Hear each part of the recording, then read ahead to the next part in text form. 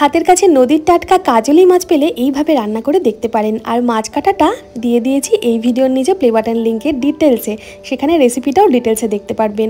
মাছটা ভালোভাবে ধুয়ে নিয়ে লবণ আর হলুদ মাখিয়ে 15 মিনিট রেখে দেবো। এরপর কড়াইতে সর্ষের তেল গরম করে মাছগুলো ছেড়ে দেবো ভাজার জন্য। যতক্ষণ মাছ ভাজা হচ্ছে জিরে, লঙ্কা আর হলুদ মিক্সিং জারে নিয়ে সামান্য জল দিয়ে বেটে নিলাম।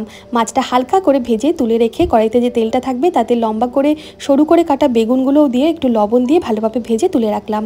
কড়াইতে এরপর আরও 1 চামচ সর্ষের তেলে একটু কালো জিরে ফোড়নে দিয়ে ওই বাটা মশলাটা দিয়ে দিলাম। বাটা মশলার মধ্যে জিরে, লঙ্কা আর হলুদ আছে। সামান্য সামান্য জল দিয়ে লবণ দিয়ে মশলাটা খুব ভালোভাবে কষিয়ে নেব।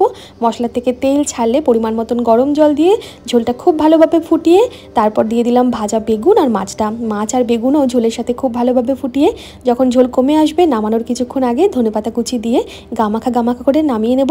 নদীর টাটকা কাজলি মাছের তেল ঝাল গরম ভাতের সাথে খেতে দারুণ লাগে এটা।